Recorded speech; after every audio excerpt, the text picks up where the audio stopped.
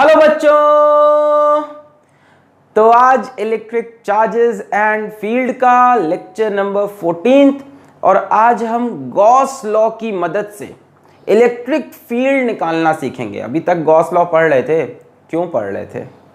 Gauss law का use क्या था? गॉस लॉ का यूज होता है इलेक्ट्रिक फील्ड निकालने के लिए। कुछ अलग अलग चार्ज डिस्ट्रीब्यूशन की इलेक्ट्रिक फील्ड बड़ी आसानी से निकलती है गॉस लॉ की हेल्प से। तो आज उसी के अंदर हम एक टॉपिक पढ़ेंगे, how to find electric field due to infinitely long uniformly charged wire. ठीक है, infinitely long uniformly charged wire, उसकी वजह से उसके आसपास क्या इलेक्ट्रिक फील्ड होगी, ये गॉस लॉ से बहुत इजीली कैलकुलेट हो जाएगा। ठीक है, तो लेक्चर की स्टार्टिंग इसी से करेंगे। ये एनसीईआरटी का टॉपिक है, आपके सीबीएसई बोर्ड का भी टॉपिक हो गया। इसके बाद हम इसका एक आया हुआ सवाल जेईई एडवांस कर ले लेंगे। उसके बाद हम सिलेंडर की वजह से इलेक्ट्रिक फील्ड, ठीक है, conducting cylinder, non conducting cylinder, ये भी कराएंगे। ऑल्दो ये बोर्ड में नहीं है, बट आपके जेईई मेंस और नीट का सिलेबस है, इसलिए आजकल मैं लेक्चर के पहले डिस्कस कर देता हूँ कि कहाँ तक आपका बोर्ड का टॉपिक चल रहा है, कहाँ से कॉम्पिटिशन के टॉपिक स्टार्ट हो जाएंगे। ठीक है, तो अब आप समझ सकते हो कि आपको क्या पढ़ना है क्या नहीं। बाकी आप एनसीईआरटी से अपना रेफर भी कर सकते हो कि क्या चीज़ें सिलेबस में हैं आपके बोर्ड के, क्या नहीं। जैसे infinitely long uniformly charged wire ये है, और इसकी वजह से इलेक्ट्रिक फील्ड निकालने का तरीका बोर्ड में आ सकता है। So my name is Alakh Pandey and this is your favourite सा चैनल फिजिक्स वाला। हाँ सर, समझ गए, चलो शुरू करो। तो आइए भाई साहब स्टार्ट करते हैं। पेन और कॉपी निकालने और नोट्स बनाना शुरू करें। हेडिंग लगाएंगे आप, application of Gauss law. Application of Gauss law to calculate electric field due to infinite long uniformly charged wire. ठीक है, तो गॉस लॉ की मदद से हम इलेक्ट्रिक फील्ड, देखो गॉस लॉ का इस्तेमाल ही यही है, इलेक्ट्रिक फील्ड निकालना। बट कहीं पे भी नहीं निकाल सकते। जैसे गॉस लॉ पढ़ाते वक्त हमने कई बार बताया कि सिमेट्री का होना जरूरी है। तो भैया जहां सिमेट्री दिखेगी वहां गॉस लॉ लगा के आप इलेक्ट्रिक फील्ड निकाल सकते हो। जैसे मैंने कहा भी था कि Gauss law is always applicable but not always useful. हम नहीं कहते, ग्रिफिथ साहब कहते हैं कि लगा तो हर जगह सकते हो, बट उससे तुम कुछ रिजल्ट निकाल पाओगे कि नहीं, ये डिपेंड करेगा सिचुएशन पे। कहीं पे भी गॉस लॉ लगाओ, वैलिड तो है गॉस लॉ, बट रिजल्ट अच्छे तभी मिलेंगे जब कोई सिमेट्री दिखे आपको। तो आज हम सिखाएंगे कि कैसे गॉस लॉ की मदद से इलेक्ट्रिक फील्ड निकालनी है। 2-3 सिस्टम दिखाएंगे, ये तो आपका बोर्ड में आ रहा है ये टॉपिक। तो चलिए मान लेते हैं हमारे पास एक यूनिफॉर्मली चार्ज्ड वायर है। यूनिफॉर्मली चार्ज्ड वायर मतलब हर तरफ चार्ज उसका यूनिफॉर्म डिस्ट्रीब्यूशन है, और इनफाइनाइटली लॉन्ग भी बोला है, तो अप टू इंफिनिटी गया है। Infinitely long plus plus plus, मैंने पॉजिटिव लिया, आप नेगेटिव भी ले सकते हो। सेम कहानी होगी, इलेक्ट्रिक फील्ड का बस डायरेक्शन चेंज होगा। मैंने पॉजिटिव चार्ज ले लिया, इनफाइनाइटली लॉन्ग। ठीक है, इधर भी इंफिनिटी प्लस इंफिनिटी, इधर माइनस इंफिनिटी को जा रहा। अब बच्चों आपको दिख रहा है ये लीनियर चार्ज है। इस वायर पे कितना चार्ज है क्या आप बता सकते हो? भाई इनफाइनाइट तक है सर, कैसे चार्ज जोड़ें इस पे? तो ऐसी चीजों के लिए हम चार्ज की बात नहीं कर पाते, हम चार्ज पर यूनिट लेंथ की बात करते हैं। हम बात करते हैं lambda, charge per unit length. अब इसको कई लोग लीनियर चार्ज डेंसिटी भी बोलते हैं, मुझे नहीं अच्छा लगता, मुझे बोलने मजा आता है चार्ज बटे लेंथ। यानी यूनिट लेंथ पे कितना चार्ज है ये तो पता है, इनफाइनाइट लेंथ पे चार्ज कैसे पता चलेगा? हमसे कोई पूछे 1 मीटर पे कितना चार्ज है, लैम्डा। 2 मीटर पे कितना चार्ज है, 2 लैम्डा। 3 मीटर पे कितना चार्ज है, 3 लैम्डा, ये हमें पता है। इनफाइनाइट का चार्ज वैसे भी कैसे निकालोगे? अब बात आती है कि इसकी वजह से इलेक्ट्रिक फील्ड निकालनी है। कहां पे निकालेंगे? मान लो यहां से r डिस्टेंस दूर निकालेंगे। कहीं से भी r डिस्टेंस दूर चले जाओ, सिमेट्री तो दिख ही रही है, आप कहीं से भी निकालो, कहानी तो सिमिलर ही रहेगी ना। सो फ्रॉम एनी पॉइंट, इसको थोड़ा सा सीधा बनाने की कोशिश, चलो ठीक है। हम इसके आसपास कहीं से भी r डिस्टेंस दूर पे इलेक्ट्रिक फील्ड निकालना चाहते हैं। बच्चों इसकी वजह से इलेक्ट्रिक फील्ड कैसी होगी? आपको पता है पॉजिटिव चार्ज की वजह से इलेक्ट्रिक फील्ड अवे होती है। ढक्कन गिर गया, अब तो लेक्चर बहुत प्यारा हो जाएगा। और यहाँ पे तो बहुत सारे पॉजिटिव चार्ज हैं, तो इसकी वजह से इलेक्ट्रिक फील्ड कुछ ऐसी होगी, देखो ए ऐसी एक यूनिफॉर्म इलेक्ट्रिक फील्ड देखने को मिलेगी, ऐसी होगी इलेक्ट्रिक फील्ड। हाँ, विथ डिस्टेंस कम होती जाएगी, जैसे जैसे चार्ज से दूर जाओगे, चार्ज डिस्ट्रीब्यूशन से, वैसे वैसे इलेक्ट्रिक फील्ड दूर होती जाएगी, बट पॉजिटिव चार्ज से अवे और ऐसी इलेक्ट्रिक फील्ड लाइंस हमको देखने को मिलेंगी। अब बात है कि इलेक्ट्रिक फील्ड की वैल्यू कितनी है, ठीक है, इलेक्ट्रिक फील्ड की वैल्यू कितनी है। तो हम क्या करेंगे, हम यहाँ से r डिस्टेंस दूर पे इलेक्ट्रिक फील्ड कैलकुलेट करने की कोशिश करेंगे, r डिस्टेंस दूर पे, ठीक है, r डिस्टेंस दूर पे इलेक्ट्रिक फील्ड निकालने की कोशिश करेंगे। अब कैसे किया जाए, अब गॉस लॉ की हेल्प लेनी है हमको। भाई इसकी वजह से तो इलेक्ट्रिक फील्ड ऐसे निकालना तो पॉसिबल नहीं है, 1/4 पाई epsilon not q by r square तो लगेगा नहीं, पॉइंट चार्ज है नहीं। तो अब गॉस लॉ हमसे कहता है कि एक गॉसियन सरफेस बनाओ। क्या बनाओ, एक गॉसियन सरफेस। और गॉसियन सरफेस ऐसा बनाओ कि वो चार्ज डिस्ट्रीब्यूशन के अबाउट सिमेट्रिक हो, और उस गॉसियन सरफेस के हर जगह, उस गॉसियन सरफेस पे एट एवरीवेयर ऑन सरफेस, आराम से समझो तभी समझ में आएगा, इलेक्ट्रिक फील्ड इज सेम। पहले वाले में धीमे धीमे चलो, बाद में स्पीड पकड़ लेंगे। ऐसा सरफेस बनाओ जिसमें हर जगह इलेक्ट्रिक फील्ड सेम हो। अब सोच रहे हैं यार कैसा बनाएं, इसमें थोड़ी सी टीचर की हेल्प लेनी पड़ती है आपको। लीनियर चार्ज के लिए जो गॉसियन सरफेस है बच्चों, वो सिलेंड्रिकल बनेगा, ऐसे एक इमेजिनरी सिलेंडर बना लो,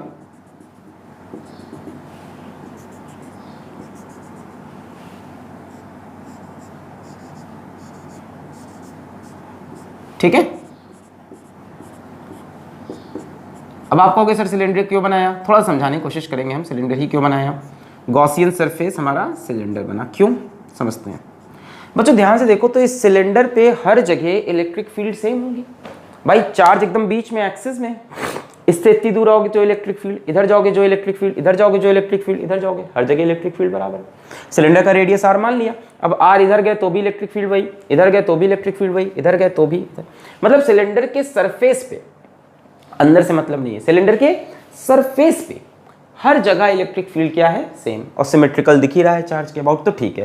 तो हमने गॉसियन सरफेस बना लिया, और लीनियर चार्ज का गॉसियन सरफेस हमें मिलता है सिलेंडर, ठीक है। तो एक सिलेंड्रिकल गॉसियन सरफेस बनाया। अब आपको गॉस लॉ अप्लाई करना है। गॉस लॉ सबको याद है। गॉस लॉ हमसे क्या कहता था कि अगर आपके पास कोई इनक्लोज्ड सरफेस है, देन नेट इलेक्ट्रिक फ्लक्स यानी integral E dot d A for close, देखो ये गोला बना दिया, क्लोज सरफेस का, is equals to q inside upon epsilon naught, यानी जितना चार्ज अंदर है डिवाइड बाई एप्सिलॉन नॉट। तो इसको हम अप्लाई करने जा रहे हैं। अब नोट कर लें इतना, फिर मिटा रहे। अब हम इसको अप्लाई करते हैं। नोट कर लिया, पॉज करके नोट कर लें। नोट कर लिया, नोट कर लिया। हम ये अप्लाई करेंगे, जो नेट फ्लक्स होगा through this whole cylinder, the flux through whole cylinder should be equal to E dot d A, तो पता ही है आपको फ्लक्स का फॉर्मूला, क्यू इनसाइड, जितना चार्ज अंदर है, देखो ये चार्ज सिलेंडर के अंदर है इतना, डिवाइडेड बाई एप्सिलॉन नॉट। मिटा रहे, ओके। चलिए अब हम कैलकुलेशन पे आते हैं। हेडिंग मिटा दें, क्लियर हो गया है। अच्छा, लैम्डा क्या लिया है हमने, चार्ज पर यूनिट लेंथ, ठीक है। यहां पे लिख लेते हैं lambda coulomb per metre, charge per unit length, ये यूनिट होगी coulomb per metre, charge per length. अच्छा, अब देखो इस सिलेंडर के पास तीन सरफेसेस हैं, एक सरफेस ये, एक सरफेस ये, और एक इसका कर्व्ड सरफेस। थोड़ी सी नेमिंग कर दें, इसको हमने बोला फर्स्ट सरफेस, इसको बोला सेकंड सरफेस, और कर्व सरफेस को बोला थर्ड सरफेस। तो तीन सरफेस से फ्लक्स बाहर निकल के आएगा। कैसे, यहां पे ऐसे, यहां पे देखो एरिया वेक्टर क्या ऐसा बनेगा, परपेंडिकुलर टू सरफेस, इस तरह का कर्व्ड के लिए, है कि नहीं। तो यहां पे दिख रहा है जो एंगल होगा इलेक्ट्रिक फील्ड और एरिया वेक्टर में 0 डिग्री। यहां पे बच्चों एरिया वेक्टर, यहां पे इलेक्ट्रिक फील्ड तो ऐसे ही बनेगी।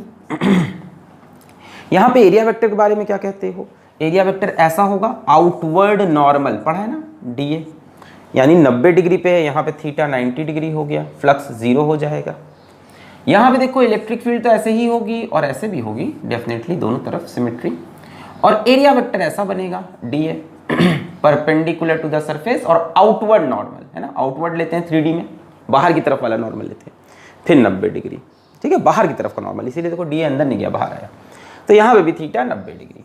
तो आप ध्यान से देखो तो फ्लक्स सिर्फ और सिर्फ थर्ड सरफेस से ही बाहर आ रहा यहाँ से फ्लक्स 0, यहाँ से 0। और देखते हैं the flux through cylinder is equals to flux through first surface, flux through second surface, flux through third surface। Flux scalar quantity है तो ऐड कर सकते हो सिंपली। यहां का फ्लक्स देखो ई डी ए कॉस 90 खत्म, ये तो ई डी ए कॉस 90 ये तो खत्म हो गया, यस और no, integral E d A cos 90 ये तो 0 हो जाएगा। प्लस सेकेंड वाले का सेम हाल होगा, नीचे वाले का भी, क्या, integral E d A cos 90। जो है फ्लक्स वो थर्ड सरफेस से है, कर्व सरफेस से। कर्व सरफेस में देखो electric field zoom zoom zoom zoom, और एरिया वेक्टर भी इस जगह पे जूम, यहाँ पे जूम, यहाँ पे जूम, कहीं पे भी एरिया वेक्टर, जैसे यहाँ पे मैं एरिया वेक्टर अगर इमेजिन करूँ, इस जगह पे मैं एरिया वेक्टर देखने की कोशिश करूँ तो वो ऐसा बाहर निकलता हुआ होगा परपेंडिकुलर ऐसा, और इलेक्ट्रिक फील्ड भी ऐसे ही। यानी यहाँ पे जो कहानी बनेगी कर्व सरफेस की वो बनेगी ई डी ए कॉस 0, किसकी, कर्व। तो जो इलेक्ट्रिक फील्ड बन रही है, जो फ्लक्स बन रहा है, इलेक्ट्रिक फील्ड तो हर जगह, जो फ्लक्स बन रहा है वो सिर्फ थर्ड सरफेस से। ये टर्म हो गया 0 कॉस 90 की वजह से, ये हो गया 0 कॉस 90 की वजह से, और ये हो जाएगा ई डी ए, इंटीग्रल ई डी ए। अच्छा, फ्लक्स थ्रू होल सिलेंडर, अब गॉस लॉ लगाओ। सिलेंडर एक क्लोज सरफेस है, क्लोज सरफेस से कितना फ्लक्स निकलता है, Q inside upon epsilon not. अच्छा, अब एक चीज बताओ, क्या इलेक्ट्रिक फील्ड सरफेस पे हर जगह सेम है कि अलग अलग है? सेम है। यहाँ पे r डिस्टेंस दूर, यहाँ पे भी r डिस्टेंस दूर, यहाँ पे भी r, पूरे सिलेंडर यूनिफॉर्म चार्ज से r डिस्टेंस दूर ही तो है, यानी हर जगह इलेक्ट्रिक फील्ड सेम होगी। तो यहाँ इंटीग्रेशन से E को हम बाहर ले सकते हैं, इंटीग्रेशन ऑफ dA क्या है, ये, यानी curve surface dA dA dA dA dA dA dA dA dA, curve surface के सारे dA को जोड़ोगे तो टोटल कर्व सरफेस एरिया आएगा। सिलेंडर का curve surface area 2 pi r l। मान लेते हैं इस सिलेंडर की लेंथ, अभी तक नहीं माना था, अब मान लेते हैं इस सिलेंडर की लेंथ l है। इमेजिनरी सिलेंडर है, गॉसियन सरफेस हम बनाते हैं, होता थोड़ी ना कहीं, हमने कंस्ट्रक्ट किया है, हमने सिलेंडर की लेंथ l ले ली। अब इसका curve surface area 2 pi r l, तो ये dA dA dA dA dA जब जोड़ोगे तो 2 pi r l। So Q inside upon epsilon naught is equals to E into 2 pi r। अब बात आती है Q इनसाइड कितना है। बच्चों, इनसाइड क्या पूरा चार्ज है कि सिर्फ इतना है, सिर्फ इतना है ना? ये कैसे निकालोगे? आपने बोला लैम्डा है चार्ज पर यूनिट लेंथ, ये लेंथ कितनी है L, यानी लैम्डा इज इक्वल्स टू जितना चार्ज इनसाइड है डिवाइडेड बाई L। बोलो सही है। हमने बोला अंदर कितना चार्ज, हमने बोला अंदर Q इनसाइड चार्ज है, तो चार्ज और लेंथ कितनी है L, charge per unit length lambda. यहां से Q इनसाइड लैम्डा L मिल जाएगा, तो Q इनसाइड की जगह लैम्डा इंटू L, L से L मर जाएगा, इलेक्ट्रिक फील्ड की value lambda upon 2 pi epsilon not r, ये इलेक्ट्रिक फील्ड आएगी। और डायरेक्शन तो आप निकाल ही सकते हो, यहां नेगेटिव चार्ज होता तो electric field towards the charge होती, पॉजिटिव है तो away from the charge at a distance r from the wire. Negative charge होता तो इलेक्ट्रिक फील्ड इस तरफ, पॉजिटिव है तो इधर। ध्यान देने वाली बात यह है कि ये इलेक्ट्रिक फील्ड इनवर्सली प्रोपोर्शनल है r पे, r स्क्वायर पे नहीं डिपेंड कर रही। जैसे आपको याद हो पॉइंट चार्ज की इलेक्ट्रिक फील्ड 1/r स्क्वायर पे डिपेंड करती है, नहीं, इसकी सिर्फ 1/r पे डिपेंड कर रही है। अगर इसका आप ग्राफ बनाना चाहें तो आप एक ग्राफ बना सकते हैं E वर्सेस R का, E वर्सेस R का ग्राफ, तो ये बनेगा simple, E is proportional to 1/r। तो ये हो गई electric field due to infinite long uniform charged wire. Note कर लें। तो ये टॉपिक बोर्ड का काफ़ी हॉट टॉपिक होता है, यहाँ सवाल बन सकता है और इसको हमने नोट कर लिया है। अब इसके ऊपर एक सवाल जेईई एडवांस 2015 में आया, बढ़िया सवाल आया है, सिमेट्री सोचनी पड़ेगी, वो करा देते हैं हम। और उसके बाद कुछ ऐसे टॉपिक्स लेंगे जो आपके बोर्ड में कवर नहीं है बट कॉम्पिटिशन के लिए में पढ़ना है, जैसे electric field due to cylinders, solid cylinder, hollow cylinder, conducting, non conducting, पढ़ लो तो स्फीयर्स में काम आएगा क्योंकि स्फीयर सिलेबस में यही कंसेप्ट स्फीयर में लगता है। मिटा रहे इतना, lambda upon 2 pi epsilon naught into r, याद रख लो इसको, लैम्डा अपॉन, इसको मेमोराइज कर लो, बोर्ड में पूछ लेता है, lambda upon 2 pi epsilon naught into r is proportional to 1 by r. Lambda, अब क्या क्वेश्चन दे सकता है, क्वेश्चन दे देगा कि यहाँ पे कोई क्यू चार्ज है, इलेक्ट्रॉन है, बोल दिया, बोला इस इलेक्ट्रॉन पे कितना फोर्स लगेगा, निकाल लोगे। फोर्स निकालने का तरीका क्या होता है, Q इंटू ई, पढ़ा है ना कि इलेक्ट्रिक फील्ड में अगर कोई चार्ज Q है तो उसके ऊपर कितनी फोर्स लगती है, F is equals to QE। तो इस तरह का सवाल बना सकते हैं, इसको आगे बढ़ा के ये आप कर सकते हैं, इसका एक्सेलरेशन पूछ लेगा, फोर्स डिवाइड बाई मास। तो इलेक्ट्रिक फील्ड तक आपको याद करना है, उसके बाद तो चीज़ें आप समझ सकते हो। प्रोसेस समझ में आया मिटाने? एक चीज़ समझ लो, गॉसियन सरफेस कैसा बनाना है, ये डिसीजन लेने के लिए आपको थोड़ी प्रैक्टिस करनी पड़ती है। कुछ इजी सिस्टम आप देख लोगे तो धीमे धीमे आपको समझ में आएगा। जैसे मैं यहीं पे आपसे बात करता हुआ चलूं कि पॉइंट चार्ज का कैसा गॉसियन सरफेस होगा, पॉइंट चार्ज का, पॉइंट चार्ज से फ्लक्स हर तरफ निकल रहा है, सिमेट्री, तो उसका गॉसियन सरफेस एक स्फीयर होगा। आपको याद हो तो गॉस लॉ समझाते वक्त हमने पॉइंट चार्ज के लिए स्फीयर बनाया भी था, r रेडियस का, 2r रेडियस का, याद आ गया? बहुत बढ़िया, वेरी गुड। चलिए तो अब एक सवाल ले लेते हैं जो 2015 एडवांस में हमसे पूछ लिया इन्होंने, इसी टॉपिक का था, थोड़ा सा दिमाग लगाना है। क्या पूछा इन्होंने, कहा कि एक तो पहले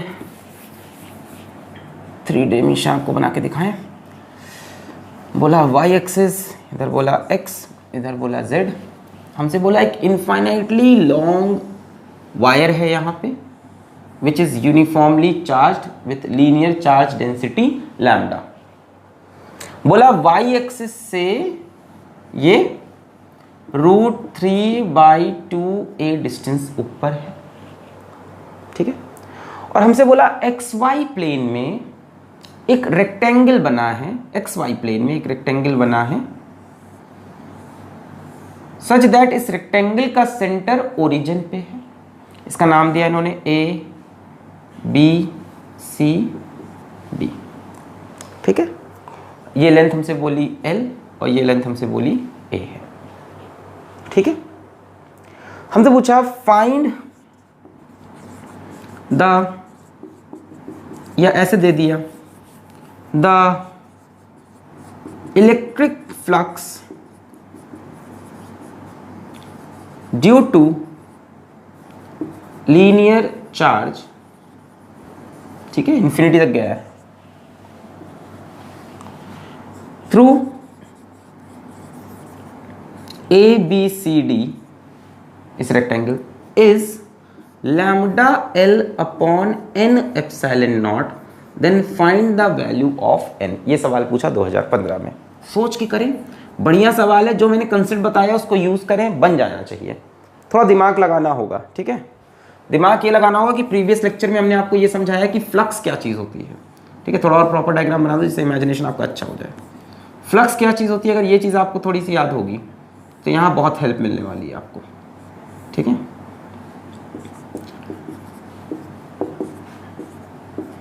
चलिए सोचिए, this is in XY plane, this is in XY plane, ठीक है, यहाँ XY प्लेन पे है, ऊपर नहीं है कहीं एक्सिस पे, XY प्लेन में ABCD इन XY प्लेन।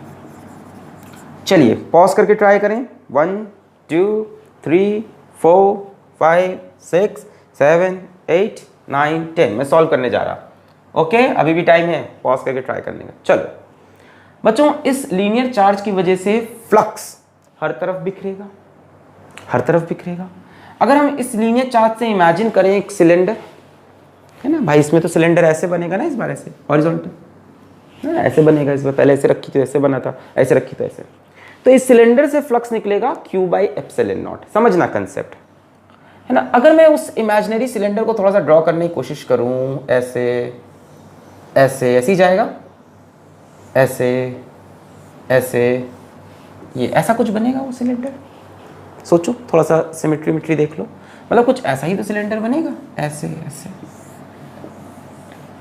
और उसी के बीच में ये प्लेट यहाँ पे रखी है, उसी के बीच में इस प्लेट को इन्होंने यहाँ पे रखा हुआ है हमारे सामने, और ये लीनियर चार्ज जा रहा है Q। अब इससे निकलता हुआ जो फ्लक्स है वो, अब यहाँ देखो 2D में दिखाई पड़ रहा है आपको, एक्चुअल में तो कहानी जो है वो 3D की है।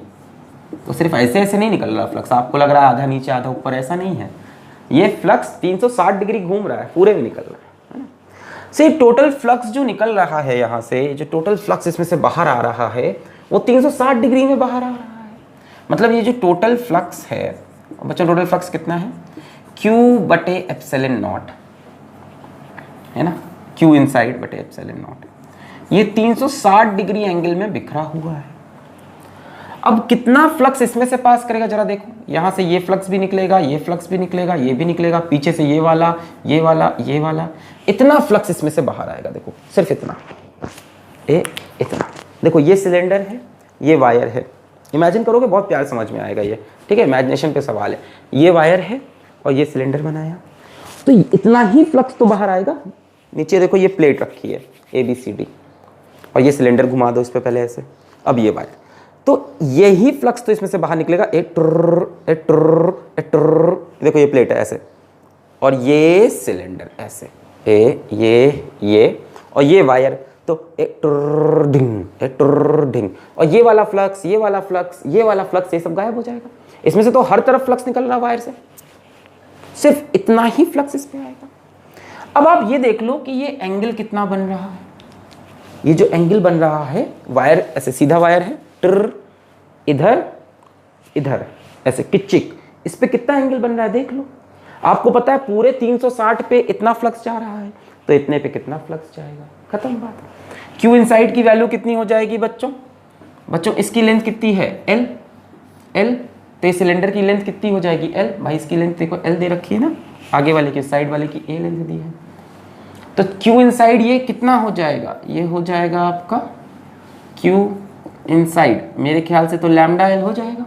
लैम्डा इसकी चार्ज डेंसिटी है, lambda is equal to charge per unit length, तो lambda L by epsilon naught बट रहा है 360 डिग्री में, या इसे बोल लो कि 360 डिग्री में बट रहा है lambda L by epsilon not है। अब ये एंगल निकालना है हमको, तो ये एंगल निकाला जा सकता है, बिल्कुल आसानी से निकाला जा सकता है। इसको मिटा दूंगा, ध्यान से देखो, इसको मैं फिर से बनाऊं, खचक खचक खचक खचक, यहां से कितना ऊपर, √3/2a है ना, यानी ये हाइट भी √3/2a होगी।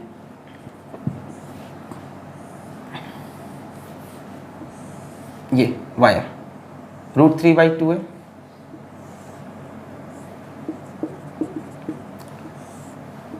तो आपको ये एंगल मिल जाए तो काम बन जाएगा, पता चल जाएगा वायर से कितने एंगल पे फ्लक्स जा रहा है।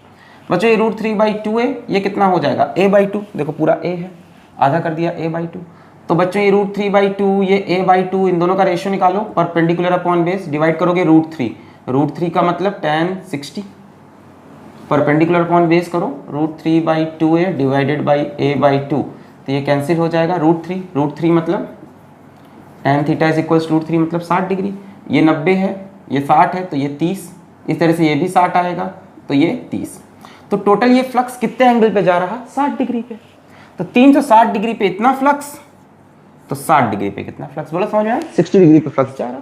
60 डिग्री कितना हो जाएगा, lambda L by epsilon naught divided by 360 multiplied by 60, 006 36, lambda L by 6 epsilon naught, यानी यहाँ जो ये n की वैल्यू है this will be equal to 6, that is the answer. Clear है, चलिए आगे बढ़ें। ओके, अब हम देखते हैं electric field due to cylinders, उसको भी अच्छे से पढ़ना, 2012 में एक सवाल आया है, पर अभी करा नहीं पाएंगे क्योंकि उसमें स्फीयर का कंसेप्ट भी इन्वॉल्व होगा, बट अच्छे से पढ़ना, तो 2012 का सवाल शायद अगले टर्न पे आ जाए, तो आप हिला सको अगले या उसके अगले टर्न पे। तो सिलेंडर की बात करते हैं आप, electric field due to cylinders. अब जो सिलेंडर्स और स्फीयर का टॉपिक आएगा ना बच्चों, इसमें कुछ कैटेगरीज होंगी, समझो। पहली कैटेगरी जो हम ले रहे हैं वो हम ले रहे हैं due to solid conducting cylinder, या आप ले सकते हो हॉलो कंडक्टिंग सिलेंडर। दोनों की प्रॉपर्टीज सेम होंगी। अब देखो, चाहे सॉलिड कंडक्टिंग सिलेंडर हो चाहे हॉलो हो, दोनों में ही जो चार्ज है वो सिलेंडर के सरफेस पे आता है। कंडक्टर या मेटल्स की एक प्रॉपर्टी है कि उसमें कितना भी चार्ज दो, चार्ज हमेशा उनके सरफेस की तरफ भागता है अंडर इलेक्ट्रोस्टैटिक कंडीशन। ये बात लिख लेना। देखो, हॉलो में तो कोई डाउट ही नहीं है सर, हॉलो सिलेंडर है तो चार्ज अंदर तो होगा नहीं, अंदर तो भाई खाली जगह है, तो डेफिनेटली हॉलो में तो चार्ज सरफेस पे ही होगा। पर सॉलिड में भी चार्ज सरफेस पे होगा अगर कंडक्टिंग सिलेंडर है। मेटल्स में या कंडक्टर में charge always resides on the surface. तो एक बात यहां पे लिखो, इन दोनों के लिए चार्ज रिसाइड्स ऑन सरफेस। मुझे पता है हॉलो में किसी को कोई डाउट नहीं है, हॉलो में सबको समझ में आया है कि चार्ज तो हॉलो सिलेंडर के सरफेस पे होगा। बट सॉलिड में भी चार्ज सरफेस पे आ जाएगा अगर कंडक्टिंग है, then charge resides on surface. लिख ले। सिमिलर कहानी होगी हॉलो नॉन कंडक्टिंग सिलेंडर की। इन तीनों को हम एक साथ पढ़ेंगे। अब बोलोगे सर ये क्यों? अब यार हॉलो है ना, अब हॉलो में चाहे कंडक्टिंग हो, हॉलो में चाहे नॉन कंडक्टिंग हो, चार्ज कहाँ पे रहेगा हॉलो का? सरफेस। भाई हॉलो है, अंदर खाली है, चाहे कंडक्टर हो नॉन कंडक्टर हो, कुछ है ही नहीं अंदर, तो चार्ज कहाँ पे रहेगा? बाहर। तो इन तीनों केसेस में एक चीज कॉमन है, that charge resides on surface. Note कर लेना। इसका तो क्लियर समझ में आता है कि हॉलो है तो चार्ज सरफेस पे, इसका भी कि हॉलो है तो चार्ज सरफेस पे। कंडक्टर नॉन कंडक्टर का डिफरेंस समझो। ये तो समझ गया ना कि हॉलो सिलेंडर्स जैसी दिखें, एग्जाम में जैसी हॉलो सिलेंडर दिखा समझ गया चार्ज सरफेस पे, अंदर हो ही नहीं सकता, खाली है। कंडक्टर नॉन कंडक्टर की कहानी ये है कि अगर सॉलिड है तो चेक कर लेना, फिर सॉलिड कंडक्टिंग है तो कंडक्टर का चार्ज हमेशा सरफेस पे होता है, पर सॉलिड नॉन कंडक्टिंग की कहानी अलग चलेगी। इन तीनों की कहानी सेम चलेगी। कंफ्यूज हो रहे हो? कॉपी करो पहले इतना। पहली बार तो हर कोई कंफ्यूज होता है, क्या आ गया, एक तो सिलेंडर बोला पहले, फिर मार दिया, जान ले ली। होता है ना ऐसा? इतना नोट करें पहले फिर बताएं। मैं क्या कह रहा हूं कि हॉलो सिलेंडर्स में तो चार्ज सरफेस पर रहेगा, बात क्लियर ही है। चाहे कंडक्टिंग हो, कंडक्टिंग लिख दिया ना, चाहे कंडक्टिंग हो चाहे नॉन कंडक्टिंग हो, हॉलो में तो चार्ज हमेशा सरफेस पे। सॉलिड में भी चार्ज सरफेस पे रहेगा अगर कंडक्टिंग है। सिर्फ एक केस यहां पे हम नहीं ले रहे हैं, देखो चार ही तो केस बन सकते थे, solid non conducting. Non conducting मतलब इंसुलेटर। सिर्फ इसकी बात नहीं कर रहे क्योंकि इसमें चार्ज अंदर भी होता है, सिर्फ इसी में चार्ज अंदर होता है, ऐसे समझ लो। Solid non conducting, solid non metallic, solid insulator. भाई non conducting, non metallic, insulator एक ही चीज है। इनमें चार्ज दोगे तो पूरे वॉल्यूम में बिखर जाएगा, पूरे वॉल्यूम में बिखर जाएगा। उसके सिवा कंडक्टिंग सॉलिड है, भरा हुआ है, कोई दिक्कत नहीं, चार्ज सरफेस पे आ जाएगा। हॉलो है, चार्ज सरफेस पे रहेगा, चाहे कंडक्टिंग चाहे नॉन कंडक्टिंग। नोट कर लो इसको, मुझे पता है कंफ्यूजन होता है, नोट करो, एकदम 100% सही पढ़ा रहे हैं, टेंशन मत लो। सिर्फ सॉलिड नॉन कंडक्टिंग को अभी हम छोड़ रहे हैं, उसको सेकंड केस में लेंगे क्योंकि उसमें चार्ज अंदर भी जाता है। बाकी इन तीनों में चार्ज हमेशा सरफेस पे, इसको नहीं कंसीडर कर रहे, ठीक है। अच्छा, चार्ज कहां पे है इन तीन केसेस में? Charge is on the surface. तो बच्चों अब सरफेस पे चार्ज है, लाइन पे नहीं, लाइन पे था तो चार्ज पर यूनिट लेंथ लिया, सरफेस पे है तो अब हम सीखेंगे एक नई चीज, सिग्मा। सिग्मा होगा charge per unit area. Sigma surface charge density, charge per unit area, ठीक है। क्योंकि हम जो सिलेंडर्स की बात करेंगे, हम कैसे सिलेंडर्स लेंगे, हम इनफाइनाइट सिलेंडर्स की बात करेंगे, तो उस पर टोटल चार्ज निकालना पॉसिबल नहीं है। हाँ, पर कोई हमसे कहे कि 1 मीटर स्क्वायर पे कितना चार्ज है, सिग्मा। 2 मीटर स्क्वायर पे कितना चार्ज है, 2 सिग्मा। 3 मीटर स्क्वायर पे 3 सिग्मा। हमें चार्ज पर यूनिट एरिया पता है कि 1 मीटर स्क्वायर पे सिग्मा चार्ज है, ठीक है। नोट करें, फिर हम बात करते हैं इसके बाद। पहले इस केस की, इसको छोड़ रहे हैं, non conducting solid non conducting cylinder. इसमें अंदर भी चार्ज होगा, इन सब में अंदर कोई चार्ज नहीं होगा। मिटा रहे ओके, चलिए शुरू करते हैं इसको। तो electric field due to solid conducting या हॉलो कंडक्टिंग या हॉलो नॉन कंडक्टिंग सिलेंडर। समझ गए? इन सब में चार्ज कहाँ होता है? सरफेस पे। कंडक्टिंग में चार्ज हमेशा सरफेस पे, चाहे हॉलो चाहे सॉलिड, और हॉलो में हमेशा सरफेस पे, है ना। अच्छा चलो एक काम करते हैं, इनफाइनाइट लॉन्ग सिलेंडर बनाते हैं। इनफाइनाइटली लॉन्ग सिलेंडर बनाते हैं। इन सब पे कहानी सेम लग रही है तो एक ही केस ले लिया मैंने। ये मान लो सिलेंडर इन्फिनिटी तक जा रहा है, ठीक है, और इसमें चार्ज कहाँ पे है? सरफेस पे। कितना? सिग्मा। चार्ज सरफेस पे, तो सरफेस पे चार्ज बनाओ, अंदर कोई चार्ज मत बनाना। अच्छी समझ के चलो तो स्फीयर का कंसेप्ट बहुत प्यार समझ में आएगा। धीमे धीमे पढ़ा भी रहा हूं मैं इसलिए। सिग्मा सिग्मा सिग्मा सिग्मा, ठीक है, इस पूरे पे सिग्मा यूनिट पर चार्ज पर यूनिट एरिया है, ठीक है। अब हमें इसमें दो केसेस लेने पड़ेंगे। देखो वायर के केस में, ये भी है वायर ही वैसे, कई लोग इसको वायर में भी पढ़ते हैं। भाई ये वायर ही तो, अगर वायर को ध्यान से देखो तो सिलेंड्रिकल दिखेगा। तो कई लोग बोलते हैं हॉलो वायर, है ना, कोई सिलेंडर बोलता है, कोई इसी को वायर भी बोलता है, कई किताब कई टीचर इसको वायर, तो वो भी ठीक है। वायर को ध्यान से देखो तो ऐसे सिलेंडर, तो वायर हो सकता है हॉलो हो सकता है कंडक्टिंग हो सकता है नॉन कंडक्टिंग हो सकता है सॉलिड हो। तो वायर लिखे सिलेंडर लिखे। अच्छा जेई में आया तो सिलेंडर लिखा था। अच्छा अब इसमें दो केसेस बनेंगे। देखो वायर में तो इलेक्ट्रिक फील्ड सिर्फ बाहर गई, यहां तो अंदर भी इलेक्ट्रिक फील्ड हो सकती है, बाहर भी हो सकती है। तो यहां हमें बारी बारी से दो केसेस लेने होंगे। जैसे हम पहला केस लेते हैं इनसाइड सिलेंडर, इनसाइड की बात करते हैं। मान लेते हैं इस सिलेंडर का रेडियस r है और लेंथ तो मान नहीं सकते, इनफाइनाइट लंबा है। तो हम पहली बार बात करेंगे at distance small r from axis such that, अब इनसाइड की बात कर रहे हैं, r is less then r। बोलो मेरी बात समझ में आई? ये एक्सिस ले ली, एक्सिस से r डिस्टेंस दूर हमको इलेक्ट्रिक फील्ड निकालनी है। कहानी मेन क्या है? इलेक्ट्रिक फील्ड निकालना गॉस लॉ की मदद से, भूलो नहीं। कहां पे? r from axis such that r is less then small r। अब आपको यहां पे एक गॉसियन सरफेस बनाना है। सिलेंडर का गॉसियन सरफेस अपना एक सिलेंडर ही होगा। ये देखो बन गया गॉसियन सरफेस, खत्म, बना लिया हमने Gaussian surface. This is our Gaussian surface. इसकी लेंथ L मान लो सिलेंडर की, 3 एरिया है, 1 2 3। इलेक्ट्रिक फील्ड की बात करें, जैसी मानना हो मान लो, जैसे कई लोग ऐसे एक्सिस के ऐसे मान लेते हैं, जीरो आनी अंदर, जैसी भी तुम मान लो। तो देखो गॉसियन सरफेस आपने मान लिया, सिलेंडर का गॉसियन सरफेस सिलेंडर, ठीक है। चलो अब flux total is equals to flux through first surface, flux through second surface, flux through third surface. आपको पता है यहाँ पे एरिया वेक्टर और इलेक्ट्रिक फील्ड परपेंडिकुलर, यहाँ पे area vector electric field perpendicular, सिर्फ यहीं पे एरिया वेक्टर इलेक्ट्रिक फील्ड एक साथ, तो सिर्फ कर्व सरफेस से ही आना है।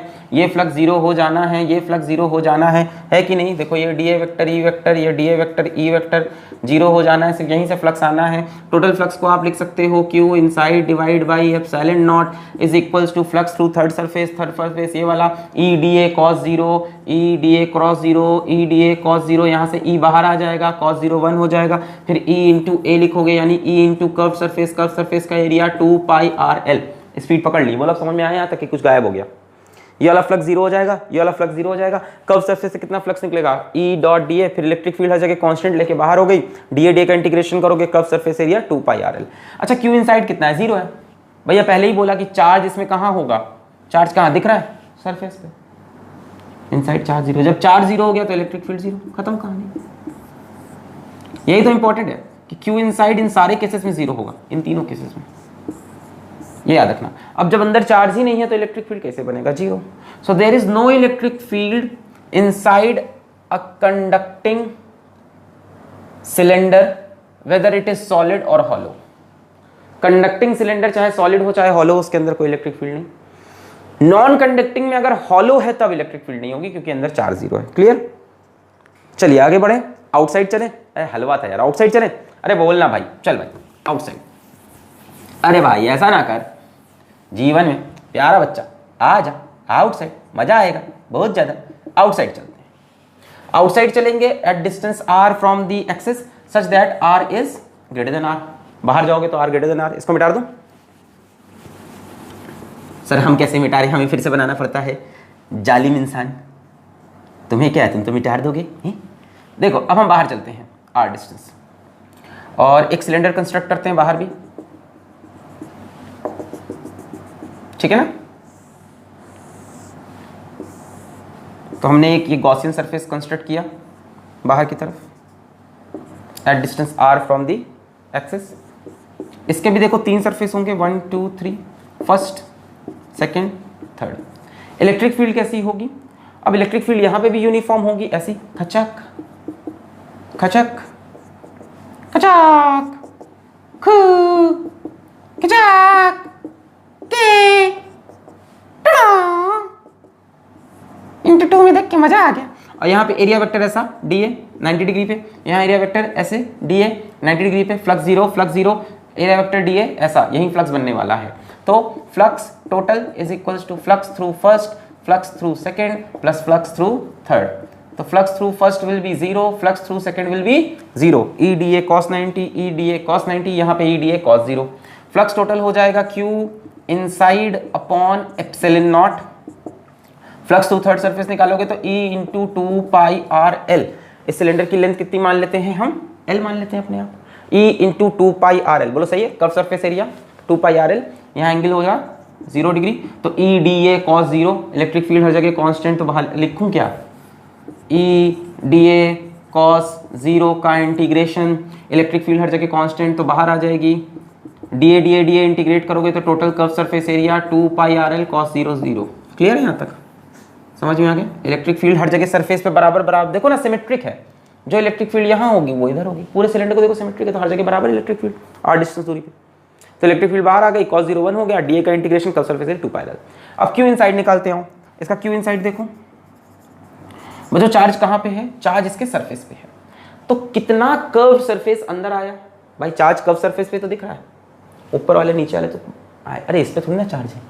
चार्ज तो ये अंदर वाले सिलेंडर पे ओरिजिनल, जो कैपिटल R वाला सिलेंडर है। तो चार्ज इतना ही तो। देखो ये सिलेंडर ऐसे बनाया तुमने, एक सोचा इसे बाहर से एक कनस्तर डाल दिया, उसके अंदर एक पतला सा कनस्तर था, तो उस कनस्तर पे यही तो चार्ज है, इतना चार्ज यहाँ से यही तो इतना है। तो Q इनसाइड कैसे निकालोगे भाई? आपने को अब पता है sigma, charge per unit area. तो चार्ज इनसाइड को Q इन लिख लिया। एरिया, इतना एरिया कितना होगा? ये curve surface area 2 pi r L. Capital R की स्मॉल r? सोच के बोलना। Capital R। भाई चार्ज इस सिलेंडर पे है ना, तो इस सिलेंडर के कर्व्ड सरफेस का एरिया लोगे ना, इस पे चार्ज है कितना? इसका एरिया कितना है? 2 पाई आर एल। इस पे सिलेंडर पे चार्ज है, बाहर वाले पे चार्ज नहीं, इस पे चार्ज है। तो इसका surface area 2 pi capital R L. Charge कितना मान लिया? Q मान लिया। इतने जगह पे चार्ज हमने Q मान लिया इनसाइड, क्योंकि देखो इस गॉसियन सरफेस के अंदर चार्ज है इनसाइड। यहां से Q inside sigma into 2 pi r l, sigma into 2 pi capital R into l. Capital R ध्यान देना, क्योंकि चार्ज इस पे है, इसका सरफेस एरिया लेंगे। यहां से देखो L से L मर जाएगा, 2 पाई से 2 पाई मर जाएगा, R से R नहीं मारना। Electric field is equals to sigma capital R on epsilon naught small r। तो ये इलेक्ट्रिक फील्ड आई आउटसाइड। ध्यान देने वाली बात ये है, सिग्मा एक constant quantity, radius capital R constant quantity, epsilon naught constant quantity. सिर्फ यहाँ पे R एक वेरिएबल है, यानी electric field is proportional to 1/r, distance के साथ डिक्रीज करेगी। तो आउटसाइड की ये कहानी, और इनसाइड इलेक्ट्रिक फील्ड 0 थी। नोट कर लें। आउटसाइड की ये कहानी, इनसाइड 0। इसके बाद एक आखिरी केस लेना है हमें, कौन सा? नॉन कंडक्टिंग में सॉलिड सिलेंडर। इसका ग्राफ बनाना चाहेंगे? इसका ग्राफ बना दे, मिटा दे इसको। ये क्लियर हुई कहानी? बहुत बढ़िया। अरे करते करते पक्का हो जाएगा। चलो इसका ग्राफ बना लो, E वर्सेस R का।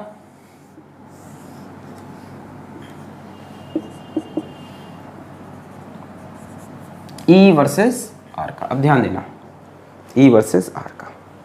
मैं ऊपर इसका एक इमेजिनरी सिलेंडर बना दूं, जिसके लिए ग्राफ बना रहे हो आप।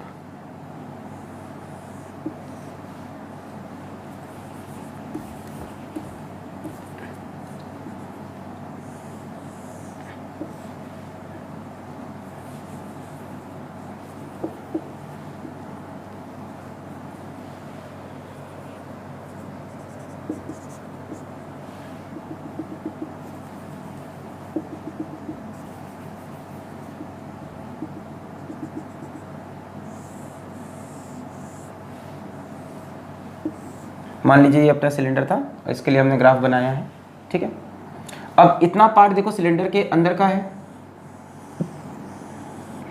ये पार्ट सिलेंडर के अंदर का है, तो अंदर इलेक्ट्रिक फील्ड कितनी है, 0।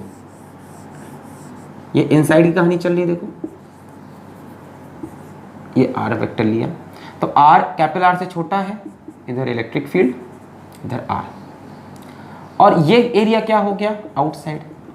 देखो यहां से देखो सिलेंडर के अंदर, इसीलिए सिलेंडर बना दिया है ना, यहां तक सिलेंडर के अंदर की कहानी, अंदर इलेक्ट्रिक फील्ड कितनी आई थी, 0।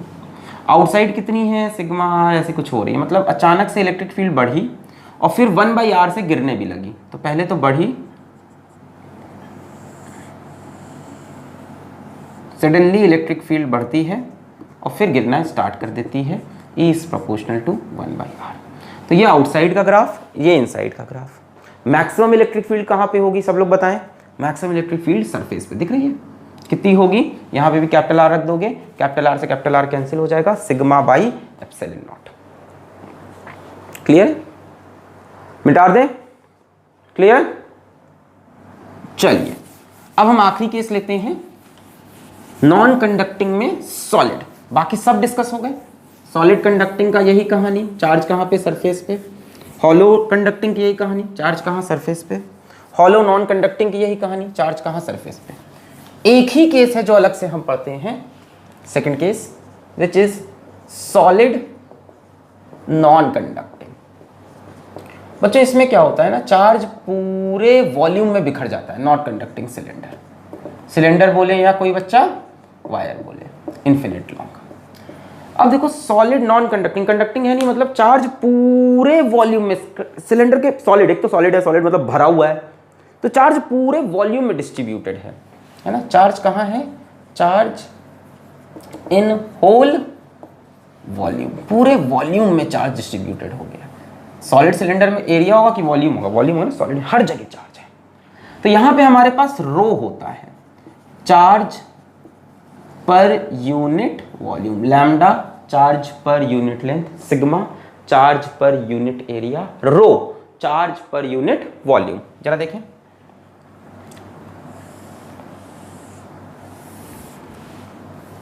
ये इन्फिनिटली लॉन्ग है, ठीक है, अज्यूम कर लें infinitely long, plus infinity minus infinity, और चार्ज इस बार पूरे सिलेंडर में है। थोड़ा मैं लाइट बनाता हूं, इसके ऊपर हमें और कंस्ट्रक्शन करने होंगे। कहाँ है चार्ज, सब पूरा कंप्लीटली चार्ज हर तरफ है, यहां समझ गए, सरफेस पे भी है, अंदर भी है ना, यानी पूरे वॉल्यूम में चार्ज बटा हुआ है। तो यहाँ चार्ज पर यूनिट एरिया नहीं, चार्ज पर यूनिट लेंथ नहीं, charge per unit volume. Total charge नहीं निकाल सकते, इन्फिनिटी तक गया पता है। तो 1 मीटर क्यूब पे चार्ज रो होगा, 2 मीटर क्यूब पे चार्ज 2 रो होगा, 3 मीटर क्यूब पे 3 रो। इसमें भी 2 केस होगा। पहला केस होगा इनसाइड, जब आप इसकी एक्सिस से, इस सिलेंडर कुछ रेडियस ले ले पहले, कैपिटल आर, ठीक है, सिलेंडर का रेडियस कैपिटल आर। जब आप इसकी एक्सिस से स्मॉल आर डिस्टेंस दूर हो गए, such that r is less than capital R, inside का केस हो गया। सबसे पहले आपको गॉसियन सरफेस बनाना पड़ेगा। कैसा बनेगा, सिलेंड्रिकल बना लो।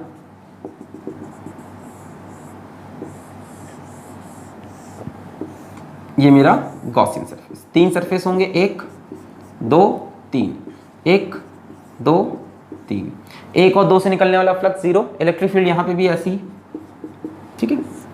अब ये सब चीज़ें एक्सपेरिमेंटली देखी गई, हम किताबों में पहले से बताई गई कि इलेक्ट्रिक फील्ड यहाँ पे भी ऐसे ही बनानी है। मैं बोल रहा ना, गॉस लॉ में आपको थोड़ा सा हेल्प चाहिए होगा हमेशा एक टीचर का, जो आपको बता दे क्या क्या केस चलेंगे।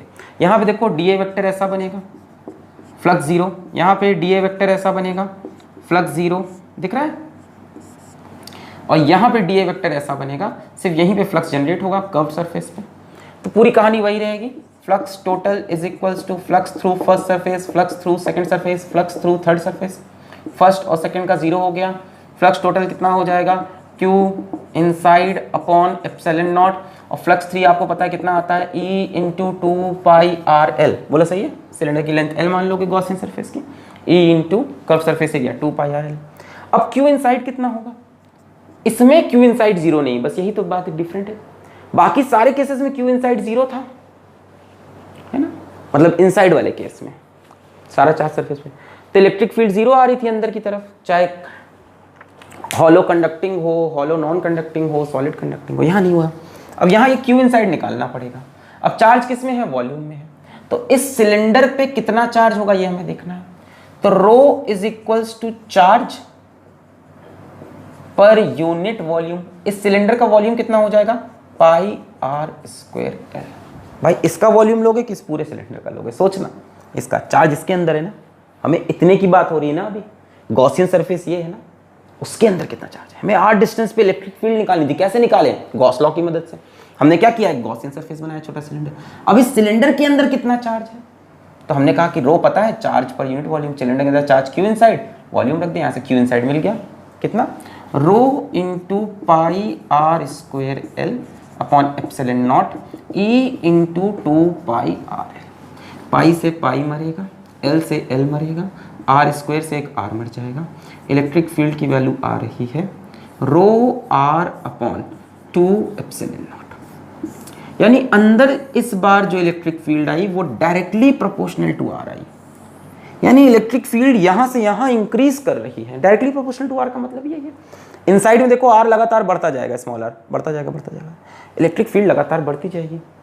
ये बात ऑब्वियस भी लगती है, ऑब्वियस ऐसी लगती है कि जैसे जैसे आप बाहर की तरफ आओगे, कचक कचक कचक कचक कचक, तो Q इनसाइड भी तो बढ़ता जाएगा, सिर्फ यहां तक, उसके बाद तो Q इनसाइड खत्म हो जाएगा, मतलब जितना था उतना ही रह गया। कहने का मतलब जैसे यहाँ पे मैं इलेक्ट्रिक फील्ड निकालूं तो सिर्फ इतना सा चार्ज अंदर है, यहाँ पे निकाला इतना चार्ज अंदर, यहाँ पे इतना चार्ज अंदर, और आप देख रहे हो कि जितना ज़्यादा चार्ज अंदर होगा इलेक्ट्रिक फील्ड उतनी ज़्यादा आएगी। तो बात बड़ी ऑब्वियस है, जैसे जैसे हम यहाँ से यहाँ तक भाग रहे हैं, मतलब यहाँ से यहाँ तक की कहानी है, जब तक r से मतलब r इज इक्वल्स टू 0 से r is equals to capital R, जब तक ये कहानी चल रही है तब तक आप देख रहे हो कि Q इनसाइड बढ़ता जा रहा है, तो डेफिनेटली इलेक्ट्रिक फील्ड भी बढ़ती जाएगी। लगातार देखो Q इनसाइड, पहले Q इनसाइड 0 है, फिर बढ़ा बढ़ा बढ़ा बढ़ा बढ़ा, तो E is directly proportional to R, rho r upon 2 epsilon naught. Outside चलें, इस रिजल्ट को कहीं लिख लिया जाए, इसको लिख लेते हैं, E इनसाइड आ रही हमारी रो r अपॉन 2 एप्सिलॉन नॉट। सिर्फ इस वाले को लिखवा रहा हूँ, बाकी किसी का नहीं लिखवाया, मिटा दें। अच्छा देखो, रटने के लिए सिर्फ मैंने पहला वाला बोला आपको क्योंकि वो बोर्ड का था, बाकी सब चीज़ें तो एग्जाम में डेराइव करनी पड़ेगी, है ना। सेकंड, ये तो आसान हो जाएगा, आउटसाइड। चलिए आउटसाइड चलते हैं, इसको मिटा दूं अंदर वाली कहानी को।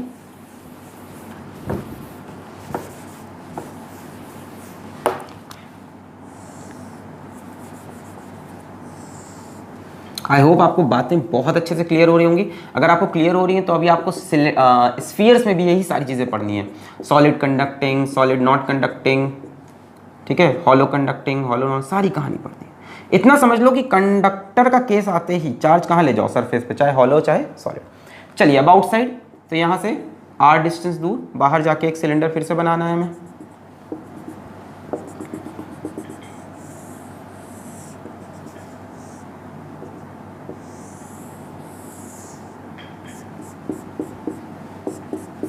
सिलेंडर की लेंथ L मान लेंगे, इस सिलेंडर का रेडियस R मान लिया। First surface, second surface, third surface, electric field Zumba रे जुम्बा रे जुम, जुम्बा रे जुम्बा रे जुम, समझ गए होगे, यहाँ 0 यहाँ 0, यहीं से बनेगी, where R is greater than R। So flux total is equals to flux 1, flux 2, flux 3, ये दोनों खत्म हो गए। फ्लक्स होगा Q inside the Gaussian surface divide by epsilon naught, ये होगा E इंटू 2πRL। अब इस बार Q इनसाइड कितना होगा, जितना इस सिलेंडर में, इस बार पूरा चार्ज सिलेंडर का अंदर आ गया, पूरा मतलब जितना इसके अंदर है, ऐसे तो इनफाइनाइट चार्ज तो गिन ही नहीं सकते, मतलब पूरा चार्ज मतलब इतना पूरा चार्ज अंदर आ गया कि नहीं। तो इस बार Q इनसाइड कितना हो जाएगा बच्चों, रो क्या है, चार्ज पर यूनिट वॉल्यूम, तो Q इनसाइड अपॉन कितना वॉल्यूम अंदर है चार्ज का, इतना वॉल्यूम अंदर है, देखो चार्ज का ये वॉल्यूम अंदर है, ये वॉल्यूम कितना होगा, पाई r²L, बोले सही, इस सिलेंडर का ये volume, this much volume is inside, ये कितना हो जाएगा pi r square into l, यहाँ से Q inside rho into pi r square into l. Result जो आएंगे ना बहुत ही समझने वाले रिजल्ट आएंगे कि फील भी होगा हाँ ऐसा हो रहा है, ऐसा नहीं कि सिर्फ लिखे हुए रिजल्ट हैं। तो यहां से इलेक्ट्रिक फील्ड की वैल्यू आई रो आर स्क्वायर, हमें कोई दिक्कत नहीं, 2 एप्सिलॉन नॉट इंटू आर, यानी electric field is proportional to 1 by r. Why I am saying that? Rho एक कांस्टेंट है, कैपिटल आर एक कांस्टेंट है, रेडियस ऑफ सिलेंडर तो फिक्स्ड ही है, एप्सिलॉन नॉट 2 कांस्टेंट से फार वेरिएबल, यानी इलेक्ट्रिक फील्ड प्रोपोर्शनल हो गई 1 बाई आर जब बात हुई बाहर की, जब बात हुई बाहर की। ये बात समझ में भी आती है भाई, बाहर आते ही चार्ज इनसाइड तो फिक्स हो गया, सिर्फ इतना ही रहेगा।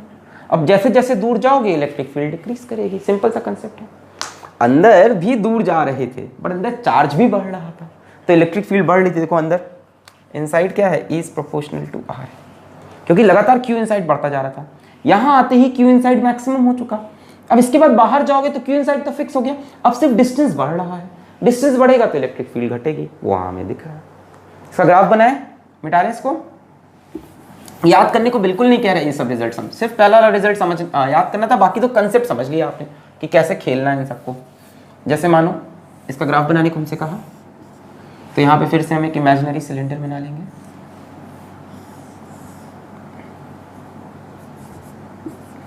ई वर्सेस आर का ग्राफ, ये हो गया इनसाइड। इनसाइड क्या है, E is directly proportional to r, ऐसा बनेगा इस बार 0 नहीं है। और आउटसाइड, देखो ये आउटसाइड हो गया, कैपिटल आर से बाहर, सिलेंडर से देखो बाहर आ गए, बाहर क्या है, is inversely proportional to are.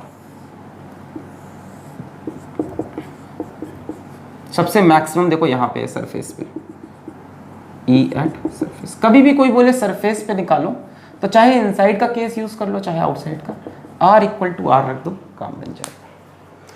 तो ये सारी कहानी थी non conducting solid cylindrical wire. तो ये जो कंसेप्ट मैंने बताया ना, नॉन कंडक्टिंग, कंडक्टिंग, और ये तरीका जो सिखाया सारा, सब काम आएगा स्फीयर्स में। तो याद रखना ये सारी चीज़ें आगे यूज़ करेंगे हम जेईई के सवाल में भी। अभी हम लोग को पढ़ना है कंडक्टिंग शीट की वजह से इलेक्ट्रिक फील्ड, और उसके बाद स्फीयर्स की वजह से, और फिर कैविटी को लेकर भी कुछ डिस्कशन करना है। तो पढ़ाई करते रहें, 3-4 लेक्चर में ये चैप्टर खत्म होने वाला है। All the very best.